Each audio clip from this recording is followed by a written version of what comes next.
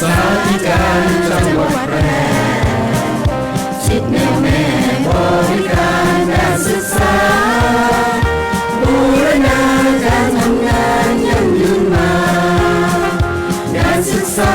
ก้าวนำทีมทำงานรับผิดชอบเป็นใจในหน้าที่เทคโนโลยีมีใช้ค่ะท่านผู้ฟังที่เคารพทุกท่านกลับมาพบกันเช่นเคยนะคะกับรายการรอยเรื่องราวข่าวสารเมืองแพร่ช่วงข่าวสารการศึกษาเมืองแพร่ค่ะโดยสำนักงานศึกษาธิการจังหวัดแพร่ค่ะวันนี้ดิฉันกนกวรรณมะลินักวิชาการศึกษาชำนาญการได้รับมอบหมายจากท่านสุทินจันทรวรเชษฐ์ท่านศึกษาธิการจังหวัดแพร่ให้เป็นผู้นำเอาเรื่องราวข่าวสารแวดวงการศึกษามาฝากกับท่านผู้ฟังท่านผู้ชมเช่นเคยนะคะวันนี้ตรงกับวันที่25พฤศจิกายน2568นะคะวันนี้มีกิจกรรมที่สำคัญนะคะโดยจังหวัดแพร่ของเราช่วงเช้านี้นะคะได้จัดกิจกรรมเฉลิมพระเกียรติพระบาทสมเด็จพระมงกุฎเกล้าเจ้าอยู่หัวเนื่องในโอกาสวันคล้ายวันสวรรคตครบ100ปี25พฤศจิกายน2568และกิจกรรมเฉลิมพระเกียรติสมเด็จพระเจ้าพักคินีเธอเจ้าฟ้าเพชรรัตนราชสุดาสิริโสภาพันนวดีเนื่องในโอกาสวันคล้ายวันประสูติครบ100ปี24พฤศจิกายน2568ของจังหวัดแพร่ค่ะช่วงเช้านี้นะคะก็ได้มีการจัดพิธีกันขึ้นที่ศูนย์ประชุมและแสดงศิลปะวัฒนธรรมล้านนาตะวันออกและกลุ่มประเทศ GMS ที่ตำบลทุ่งหงส์อำเภอเมืองแพร่จังหวัดแพร่ค่ะโดยมีท่านผู้ว่าราชการจังหวัดแพร่ท่านสมชัยเลิศประสิทธิพันธ์นะคะเป็นประธานในพิธีสำหรับพิธีของจังหวัดนะคะก็ประกอบด้วยพิธี3ช่วงสำคัญดังนี้ก็คือช่วงแรกก็จะเป็นพิธีเจริญพระพุทธมนต์และทำบุญตักบาตรถวายพระราชกุศลแด่พระบาทสมเด็จพระมงกุฎเกล้าเจ้าอยู่หัวเนื่องในโอกาสวันคล้ายวันสวรรคตครบ100ปี25พฤศจิกายน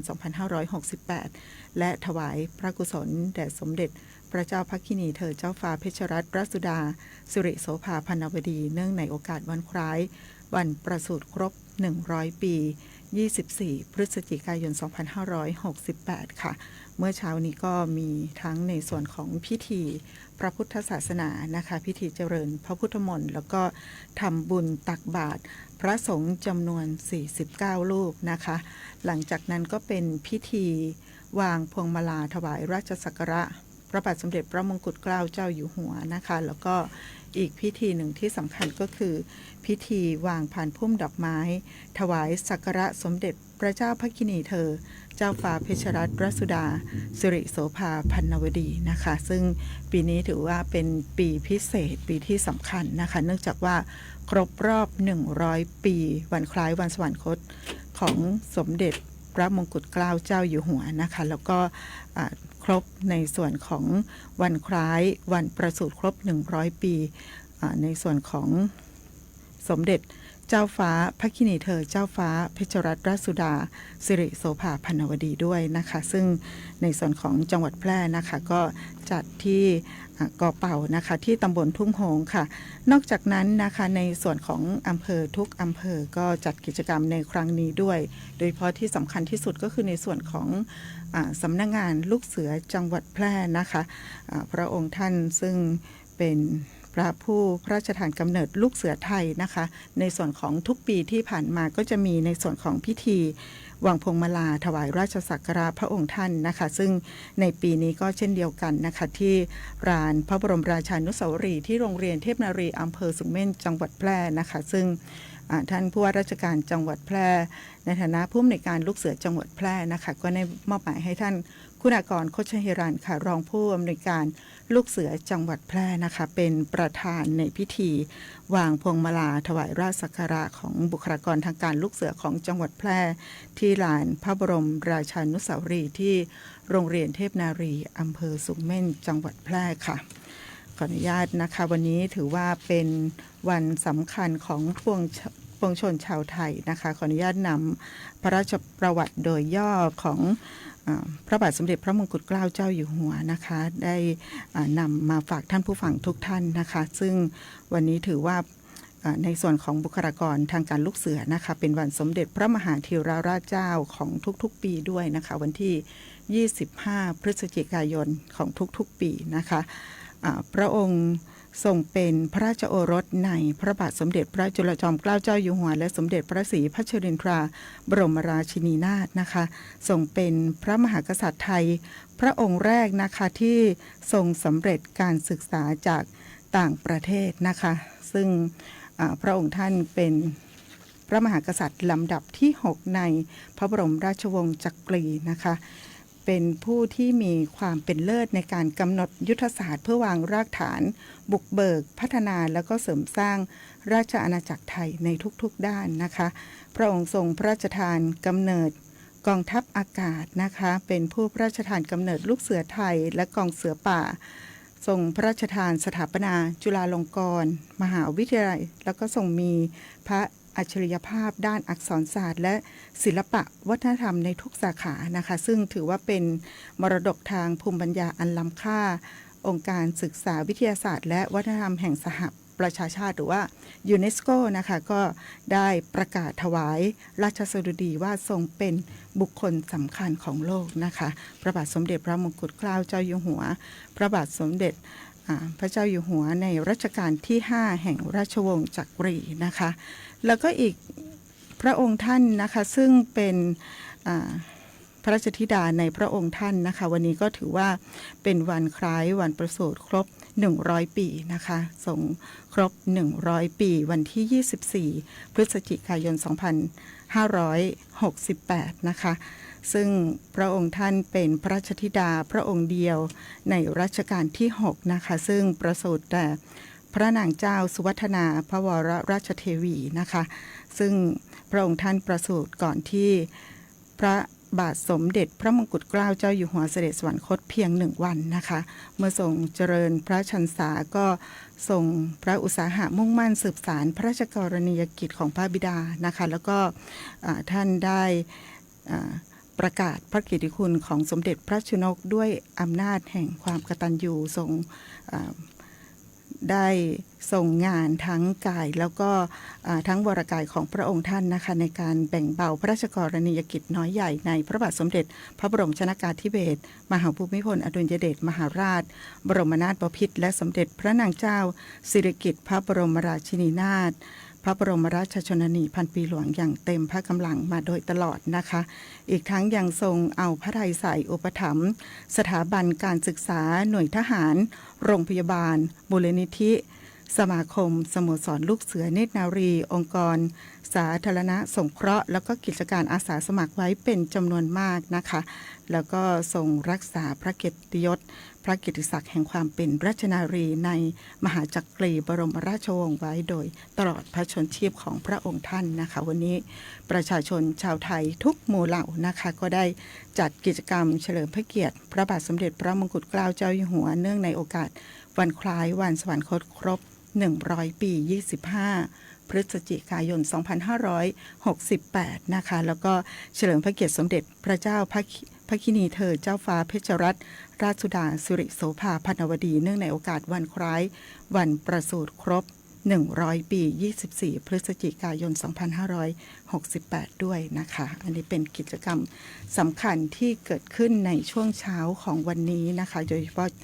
อย่างยิ่งในส่วนของจังหวัดแพร่ของเรามีทั้งพิธีที่ทางจังหวัดได้จัดขึ้นแล้วก็โดยสำนักงานลูกเสือจังหวัดแพร่ด้วยค่ะ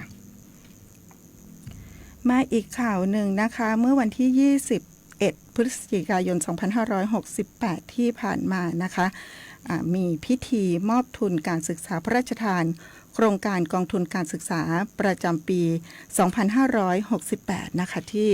โรงเรียนบ้านนาอย่างที่จังหวัดน่านนะคะโดย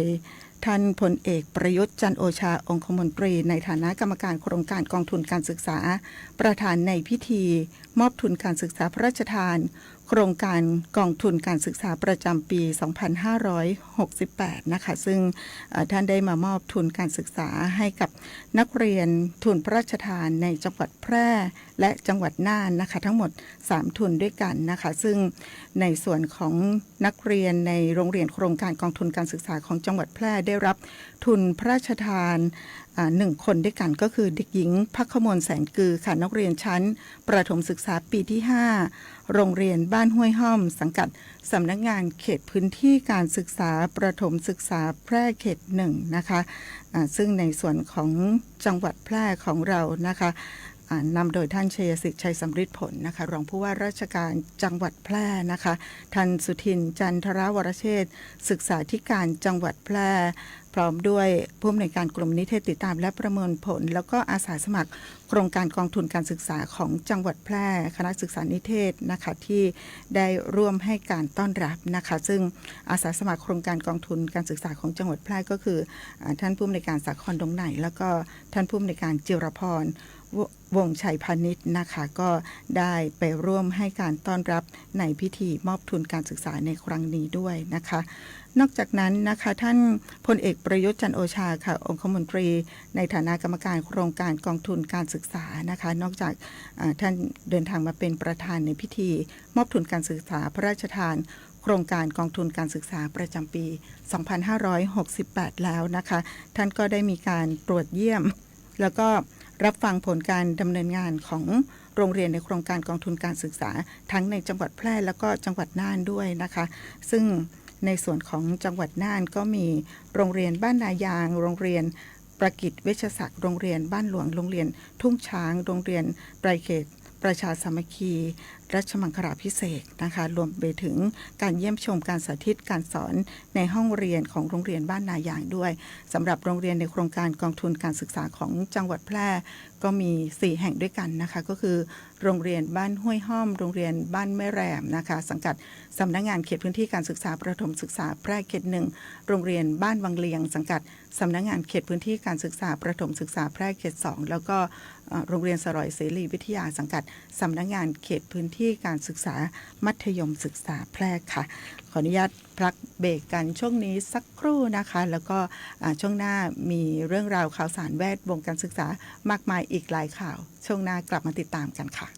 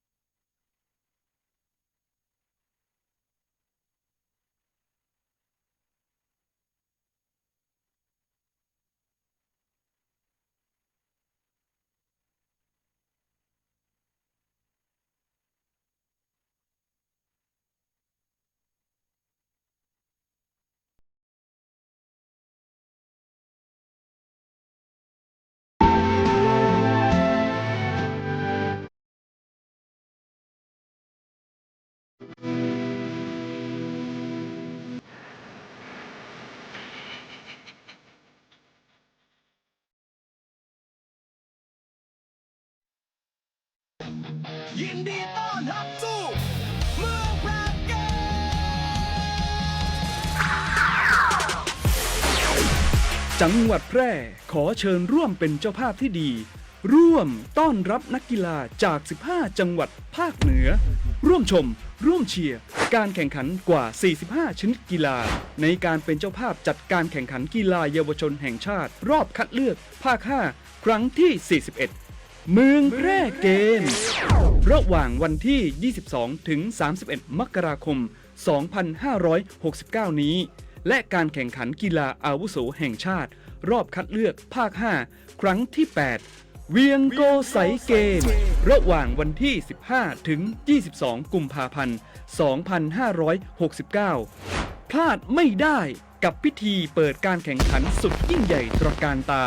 ในวันพฤหัสบดีที่ 22 มกราคม 2569 ณ สนามกีฬาองค์การบริหารส่วนจังหวัดแพร่ ติดตามข่าวสารการแข่งขันได้ที่เพจ Facebook เมืองแพร่เกมและเพจเวียงโกไสเกม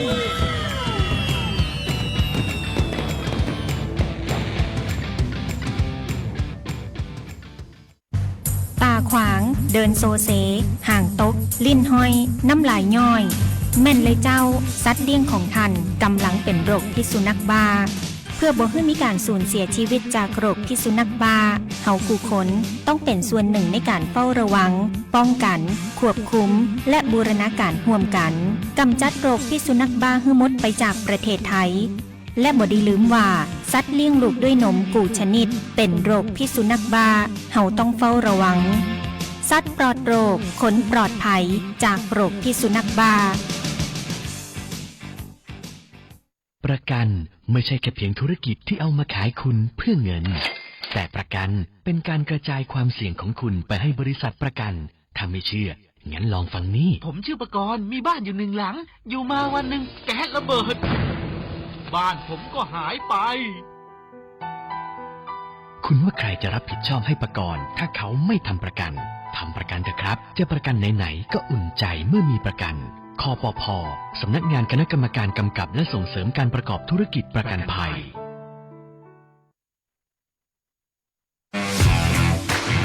รัฐบาลไทยประกาศสงครามสแกมเมอร์รัฐบาลจึงได้ประกาศสงครามกับสแกมเมอร์ในฐานะที่สแกมเมอร์เป็นวาระแห่งชาติและในวันนี้ผมก็ได้ใช้โอกาสนี้มารายงานความคืบหน้าและเน้นย้ำถึงสิ่งที่เราต้องร่วมกันทำต่อไปรัฐบาลได้จัดตั้งคณะกรรมการอำนวยการป้องกันและปราบปรามอาชญากรรมทางเทคโนโลยีขึ้นมาโดยมีผมเป็นประธานด้วยตนเองเพื่อให้ทุกหน่วยงานทำงานไปในทิศทางเดียวกันเราได้มีการลงนามบันทึกความเข้าใจระหว่าง 15 หน่วยงานหลักทั้งภาครัฐและภาคเอกชนตลอดจนสถาบันการเงินเพื่ออุดช่องโหว่ทางการเงินและตัดเส้นทางเงินของกระบวนการอาชญากรรมเหล่านี้ให้สิ้นซากรวมพลังคนไทยต้านภัยสแกมเมอร์นายอนุทินชาญวีรกูลนายกรัฐมนตรี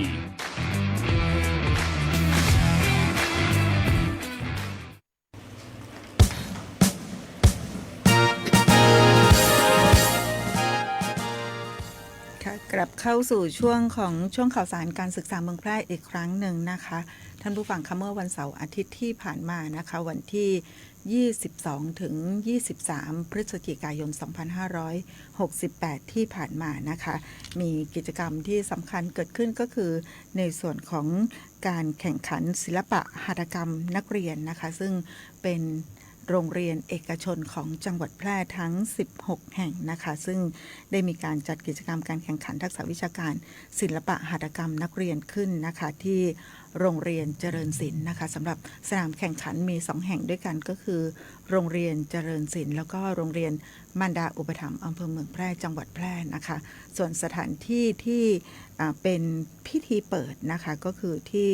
โรงเรียนเจริญศิลป์นะคะซึ่งได้รับเกียรติจากท่านสุทินจันทรวรเชษฐ์ศึกษาธิการจังหวัดแพร่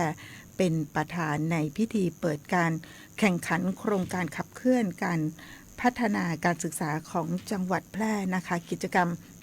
ขออภัยค่ะกิจกรรมการแข่งขันทักษะวิชาการศิลปะหัตถกรรมนักเรียน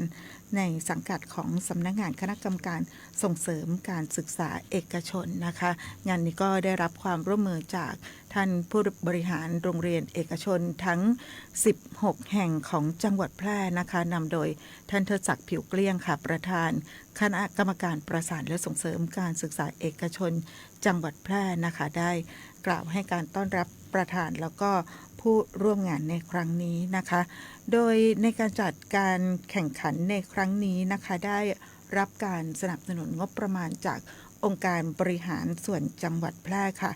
โดยได้รับเกียรติจากท่านพิภพฐานะวุฒิพงศ์ค่ะรองนายกองค์การบริหารส่วนจังหวัดแพร่นะคะได้ให้เกียรติมาร่วมงานนะคะแล้วก็มอบในส่วนของงบประมาณในจากการจัดการแข่งขันในครั้งนี้นะคะนอกจากนั้นแล้วนะคะเราก็มี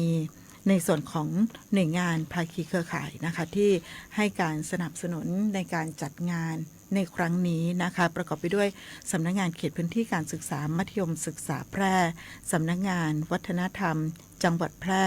วิทยาชุมชนแพร่ศูนย์การเรียนรู้ระดับอำเภอเมืองแพร่โรงเรียนในสังกัดสำนักงานเขตพื้นที่การศึกษามัธยมศึกษาแพร่แล้วก็โรงเรียนเอกชนในจังหวัดแพร่นะคะซึ่งได้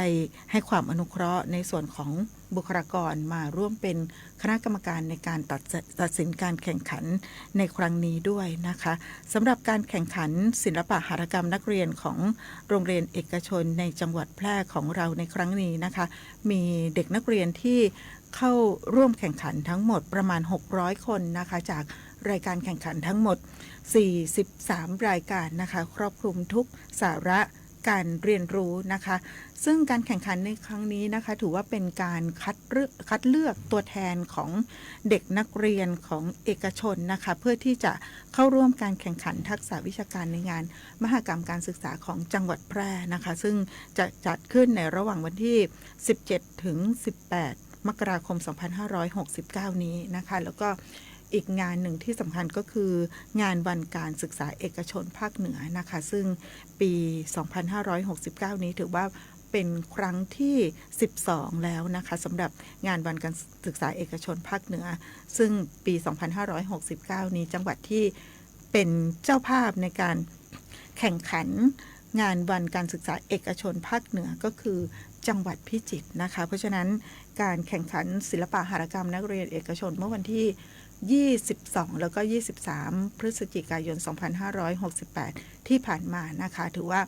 เป็นการคัดเลือกนะคะตัวแทนของนักเรียนในสังกัดเอกชนจังหวัดแพร่ของเรานะคะเพื่อที่จะไปแข่งขันทั้งในงานมหกรรมการศึกษาของจังหวัดแพร่นะคะตอนนี้ในส่วนของสำนักงานเขตพื้นที่การศึกษาทุกๆสังกัดนะคะก็มีการแข่งขันนะคะกันอยู่นะคะในส่วนของการแข่งขันศิลปะหัตถกรรมนักเรียนนะคะเพื่อที่จะคัดเลือกเด็กนักเรียนนะคะเป็นตัวแทนของเขตพื้นที่การศึกษาสำหรับสถานศึกษาเอกชนนะคะก็จะเข้าร่วมการแข่งขันในงานมหกรรมการศึกษาของจังหวัดแพร่ระหว่างวันที่17ถึง18มกราคม2569นะคะแล้วก็อีกงานหนึ่งที่สำคัญก็คือการแข่งขันในระดับภาคในงานวันการศึกษาเอกชนภาคเหนือครั้งที่12ที่จังหวัดพิจิตรนะคะในวันที่15กุมภาพันธ์2569นะคะท่านติดตามข้อมูลข่าวสารนะคะก็น่าจะพอทราบนะคะเนื่องจากว่ามีจำนวนรายการที่แข่งขันค่อนข้างมากนะคะก็ไม่สามารถที่จะนำมาประชาสัมพันธ์ได้หมดนะคะก็ตอนนี้เราสามารถที่จะคัดเลือกตัวแทนนะคะของนักเรียนของโรงเรียนของจังหวัดแพร่ของเราเพื่อที่จะไปเข้าร่วมการแข่งขันในระดับภาคเรียบร้อยแล้วนะคะนอกจากการแข่งขันศิลปะหัตถกรรมนักเรียนที่เกิดขึ้น43รายการเมื่อวันที่22แล้วก็23พฤศจิกายนแล้วนะคะในงานก็มีการจัดนิทรรศการแรลลี่วิชาการนะคะมีทั้งหมด 6 ฐาน 6 กิจกรรมนะคะที่ได้รับความสนใจจากน้องๆเด็กนักเรียนนะคะที่เข้าร่วมกิจกรรมในครั้งนี้นะคะก็ถือว่าเป็นการสร้างคุณภาพการศึกษาของเด็กๆในจังหวัดแพร่ของเรานะคะซึ่งในส่วนของคุณภาพแล้วก็มาตรฐานการศึกษานะคะไม่ว่าเด็กนักเรียนของจังหวัดแพร่ของเราที่อยู่ในสังกัดไหนนะคะไม่ว่าจะเป็นสังกัดสำนักงานคณะกรรมการการศึกษาขั้นพื้นฐานนะคะสังกัดเอกชนสังกัดองค์กรปกครองส่วนท้องถิ่นสังกัดสำนักงานพระพุทธศาสนาแห่งชาติหรือว่าในส่วนของสังกัดอาชีวศึกษาสังกัดสำนักงานส่งเสริมการเรียนรู้ประจำจังหวัดแพร่นะคะทุกหน่วยงานการศึกษาของจังหวัดแพร่นะคะเราให้ความร่วมไม้ร่วมมือแล้วก็เป็นภาคีเครือข่ายนะคะขับเคลื่อนในส่วนของการจัดการศึกษาให้เป็นที่ประจักษ์นะคะซึ่งคุณภาพมาตรฐานการศึกษาของเด็กๆในจังหวัดแพร่ของเรานะคะก็อยู่ในอันดับต้นๆนะคะทั้งในส่วนของภาคเหนือแล้วก็ระดับประเทศด้วยนะคะไปอีกข่าวหนึ่งนะคะเป็นการปฏิบัติหน้าที่ของพนักงานส่งเสริมความประพฤตินักเรียนนักศึกษาจังหวัดแพร่ค่ะพนักงานเจ้าหน้าที่ส่งเสริมความประพฤตินักเรียนนักศึกษาจังหวัดแพร่หรือว่าที่เรารู้จักกันในนามของพสน.นะคะหรือว่าในอดีตที่เราเรียกกันว่าสารวัตรนักเรียนนะคะก็ทำหน้าที่ในการออกตรวจดูแลความเรียบร้อยแล้วก็เฝ้าระวังสถานการณ์ปัญหาความประพฤติของนักเรียนนักศึกษาจังหวัดแพร่ของเรานะคะซึ่งวันนี้นะคะวันที่25พฤศจิกายน2568ในขณะนี้เลยนะคะทางพสน.ของจังหวัดแพร่ของเราก็กำลังปฏิบัติหน้าที่อยู่นะคะที่สนามกีฬาองค์การบริหารส่วนจังหวัดแพร่ค่ะวันนี้เป็นการแข่งขันกีฬานะคะของโรงเรียนพิริยาลัยจังหวัดแพร่ค่ะพึ่งน้อยเกมนะคะแล้วก็เมื่อวันที่19พฤศจิกายน2568ที่ผ่านมาสัปดาห์ที่แล้วนะคะก็มีในส่วนของกีฬาของทางโรงเรียนนารีรัตน์จังหวัดแพร่นะคะเป็นกีฬาสีของโรงเรียนนะคะนางแก้วเกมนะคะท่านสุทินจันทรวรเชษฐ์ศึกษาธิการจังหวัดแพร่ในนามของหัวหน้าศูนย์เสมารักษ์สำนักงานศึกษาธิการจังหวัดแพร่นะคะก็ได้มอบหมายให้ท่านรองพิทักษ์กวีวนค่ะรองหัวหน้าศูนย์เสมารักษ์สำนักงานศึกษาธิการจังหวัดแพร่ท่านรองศึกษาธิการจังหวัดแพร่นะคะเป็นผู้ปล่อยแถวนะคะแล้วก็ให้โอวาทในโอกาสที่ทางพนักงานส่งเสริมความประพฤตินักเรียนนักศึกษาจังหวัดแพร่หรือว่าพสน.ได้ออกปฏิบัติหน้าที่ดูแลความเรียบร้อยความปลอดภัยนะคะถือว่าเป็นการเฝ้าระวังป้องกันป้องปรามการกระทำผิดของนักเรียนนักศึกษานะคะเพราะว่าทั้งสองแห่งไม่ว่าจะเป็นวันที่19พฤศจิกายน2568นะคะนางแก้วเกมแล้วก็ในส่วนของวันนี้นะคะ25พฤศจิกายน2568พึ่งน้อยเกมของโรงเรียนพิริยาลัยจังหวัดแพร่นะคะทั้งสองแห่งถือว่าเป็นโรงเรียนมัธยมประจำจังหวัดเป็นโรงเรียนแข่งขันสูงเป็นโรงเรียนยอดนิยมนะคะเพราะฉะนั้นในส่วนของเด็กนักเรียนที่เข้าร่วมการแข่งขันกีฬาเข้าร่วมกิจกรรมรวมไปถึงบุคลากรทางการศึกษาท่านผู้ปกครองแล้วก็ท่านที่สนใจนะคะน้องๆต่างสถาบันนะคะก็ได้เข้าไปร่วมให้กำลังใจเพื่อนๆกันค่อนข้างมากเพราะฉะนั้นในการปฏิบัติหน้าที่ของพนักงานส่งเสริมความประพฤตินักเรียนนักศึกษาของจังหวัดแพร่ของเรามีความสำคัญมากๆนะคะดูแลลูกๆของเราให้มีความปลอดภัยซึ่งในส่วนของพสน.จังหวัดแพร่หรือว่าพนักงานเจ้าหน้าที่ส่งเสริมความประพฤตินักเรียนนักศึกษาจังหวัดแพร่ของเราเป็นบุคลากรทางการศึกษาจากทุกๆสังกัดนะคะที่มาร่วมกันปฏิบัติหน้าที่ดูแลลูกๆของเรานะคะก็ออกปฏิบัติหน้าที่ทั้งช่วงเช้าแล้วก็ช่วงบ่ายตลอดระยะเวลาของการจัดกิจกรรมของเด็กๆเลยนะคะค่ะมาอีกข่าวหนึ่งนะคะขออนุญาตแจ้งในส่วนของกำหนดการตรวจติดตามการบูรณาการความร่วมมือการพัฒนาคุณภาพชีวิตของคนทุกช่วงวัยในพื้นที่จังหวัดแพร่ของในส่วนของท่านรองนายกรัฐมนตรีแล้วก็รัฐมนตรีว่าการกระทรวงเกษตรและสหกรณ์รัฐมนตรีว่าการกระทรวงการพัฒนาสังคมและความมั่นคงของมนุษย์รัฐมนตรีว่าการกระทรวงศึกษาธิการรัฐมนตรีช่วย ว่าการกระทรวงเกษตรและสหกรณ์นะคะรวมไปถึงรัฐมนตรีว่าการกระทรวงการท่องเที่ยวการและกีฬานะคะซึ่งคณะของท่านจะเดินทางมาตรวจติดตามการบูรณาการความร่วมมือการพัฒนาคุณภาพชีวิตของคนทุกช่วงวัย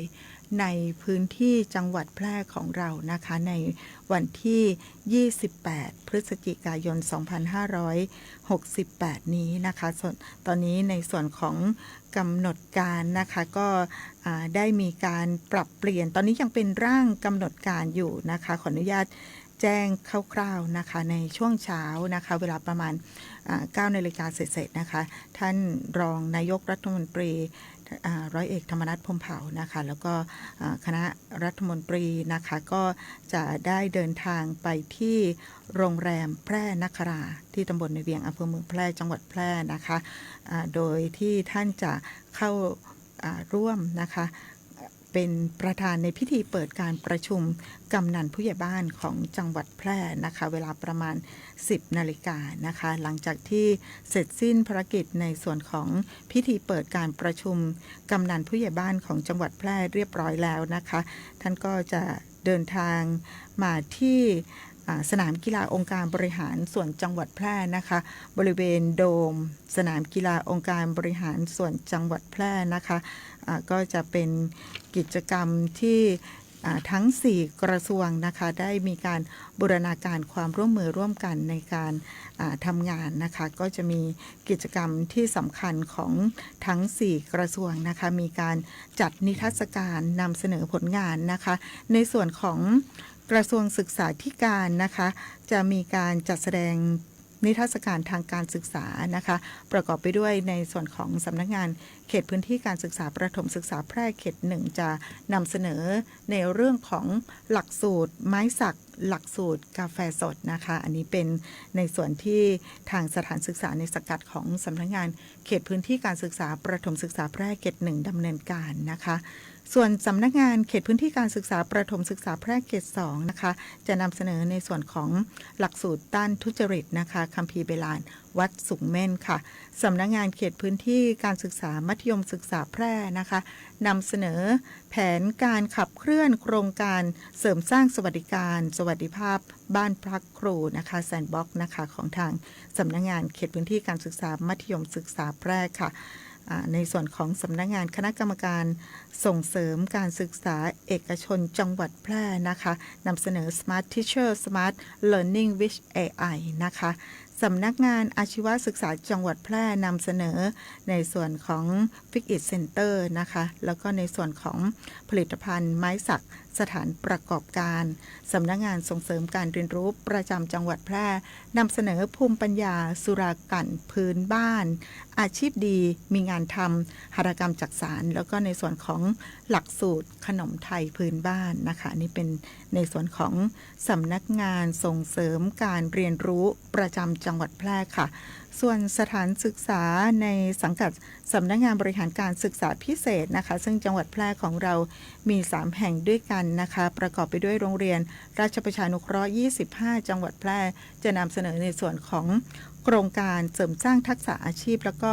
การมีรายได้ระหว่างเรียนนะคะศูนย์การศึกษาพิเศษประจำจังหวัดแพร่นะคะให้บริการช่วยเหลือระยะแรกเริ่มแล้วก็ให้บริการศูนย์การเรียนในโรงพยาบาลนะคะส่วนโรงเรียนแพร่ปัญญานุกูลจังหวัดแพร่นำเสนอในส่วนของโครงการเสริมสร้างทักษะอาชีพนะคะหลังจากนั้น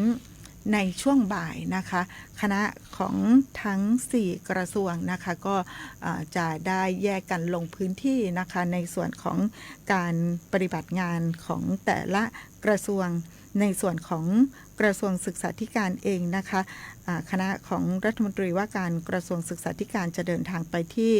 โรงเรียนวัดเมธังกรวาสเทศรัฐราชนุกูลนะคะลงพื้นที่ตรวจเยี่ยมนะคะแล้วก็ติดตามในส่วนของการดำเนินกิจกรรม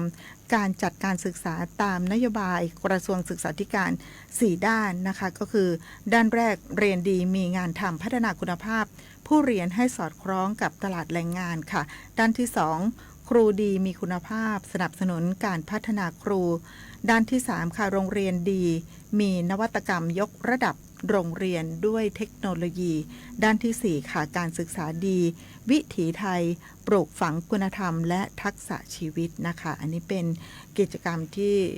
ท่านรัฐมนตรีว่าการกระทรวงศึกษาธิการพร้อมคณะจะลงพื้นที่ที่โรงเรียนวัดเมธังกรวาสเทศรัฐราชนุกูลสังกัดสำนักงานเขตพื้นที่การศึกษาประถมศึกษาแพร่เขต1ค่ะหลังจากนั้นนะคะเวลาประมาณ13ขออภัยค่ะเวลาประมาณ 15 นาฬิกานะคะหลังจากที่คณะรัฐมนตรีว่าการกระทรวงศึกษาธิการเสร็จสิ้นภารกิจที่โรงเรียนวัดเมธังกรวาสเรียบร้อยแล้วนะคะคณะของท่านจะเดินทางไปที่วิทยาลัยเทคนิคแพร่นะคะซึ่งคณะของรัฐมนตรีว่าการกระทรวงศึกษาธิการนะคะท่านจะได้มอบนโยบายด้านการศึกษาให้กับบุคลากรทางการศึกษาในจังหวัดแพร่ของเรานะคะที่วิทยาลัยเทคนิคแพร่นะคะที่ห้องประชุมมเหศักดิ์ค่ะในเวลาประมาณ 15 นาฬิกานะคะค่ะก็เป็นการพบปะกับบุคลากรทางการศึกษาแล้วก็การมอบนโยบายทางการศึกษารวมไปถึงการนำเสนอ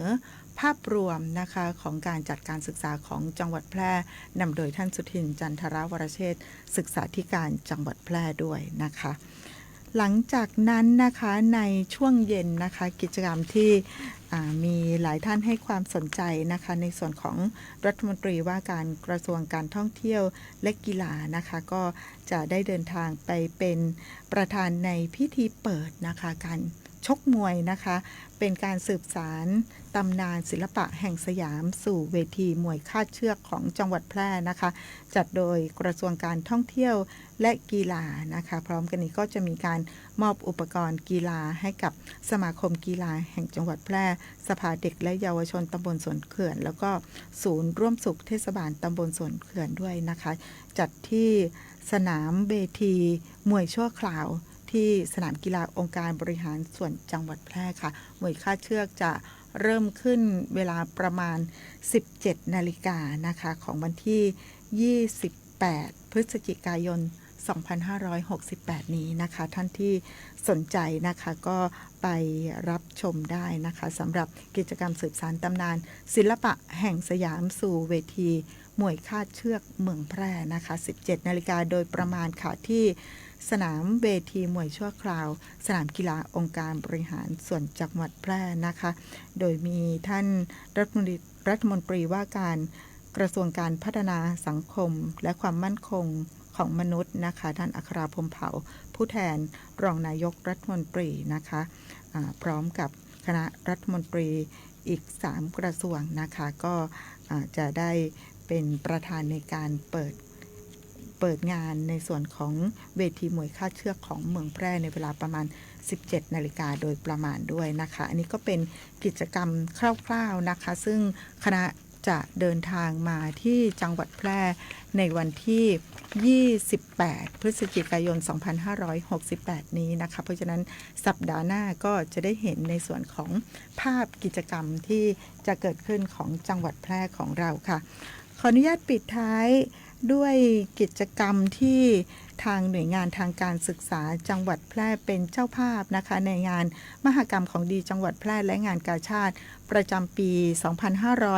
2568 นะคะภายใต้แนวคิดอวดของดีบ้านฉันนะคะที่เวทีกลางสนามกีฬาองค์การบริหารส่วนจังหวัดแพร่นะคะซึ่งในส่วนของงานมหกรรมของดีจังหวัดแพร่และงานกาชาดประจำปี 2568 นะคะก็มีทั้งหมด10 คืนเลยนะคะตั้งแต่คืนวันที่1ถึงคืนวันที่10 ธันวาคม 2568 ในส่วนของหน่วยงานทางการศึกษาของจังหวัดแพร่นะคะก็รับผิดชอบในส่วนของกิจกรรมเวทีกลางคืนวันที่ 4 ธันวาคม 2568 ค่ะเป็นการประกวดร้องเพลงเด็กและเยาวชนนะคะของจังหวัดแพร่ของเราตอนนี้ ในแต่ละสังกัดของจังหวัดแพร่นะคะก็มีการคัดเลือกตัวแทนนะคะตัวแทนของทุกๆสังกัดเพื่อที่จะเข้าร่วมการประกวดร้องเพลงเด็กและเยาวชนนะคะซึ่งเป็นการร้องเพลงไทยลูกทุ่งนะคะของหน่วยงานทางการศึกษาในจังหวัดแพร่ของเราเป็นเจ้าภาพนะคะก็ขออนุญาตประชาสัมพันธ์เพิ่มเติมนะคะสำหรับท่านที่สนใจกิจกรรมงานมหกรรมของดีจังหวัดแพร่และงานกาชาติประจำปี 2568 ค่ะคืนวันที่ 1 จะเป็นการประกวดผู้สูงอายุสุขภาพดีโดยองค์การบริหารส่วนจังหวัดแพร่ค่ะคืนที่ 2 ธันวาคมนะคะประกวดกิจกรรมเข้าจังหวะจากสำนักงานสาธารณสุขจังหวัดแพร่คืนที่ 3 ธันวาคมการแสดงเพลงพระราชนิพนธ์แล้วก็เพลงลูกกรุงโดยโรงเรียนพิทยาลัยจังหวัดแพร่และวงกาสลองนะคะโดยสำนักงานเกษตรและสหกรณ์จังหวัดแพร่คืนวันที่ 4 ประกวดร้องเพลงลูกทุ่งของเด็กและเยาวชนนะคะคืนวันที่ 5 ประกวดราชสีห์เสียงทองนะคะจากที่ทำการปกครองจังหวัดแพร่ชมรมกำนันผู้ใหญ่บ้านนะคะคืนวันที่ 6 ประกวดนางฟ้าจำแรงคืนวันที่ 7 ธันวาประกวดเทพบุตรชายงามนะคะคืนวันที่ 8 ธันวาประกวดนางสาวแพร่คืนวันที่ 9 ธันวาประกวดร้องเพลงลูกทุ่งและหางเครื่องแล้วก็คืนสุดท้ายคืนวันที่ 10 ธันวาคมการเดินแบบการกุศลแล้วก็การออกรางวัลกาชาติค่ะวันนี้เวลาของช่วงข่าวสารการศึกษาเมืองแพร่หมดลงแล้วนะคะติดตามรายการของเราได้ทุกวันอังคารทางสวทแพร่แห่งนี้ 11 นาฬิกาโดยประมาณค่ะอังคารหน้าพบกันใหม่ค่ะวันนี้สวัสดีค่ะ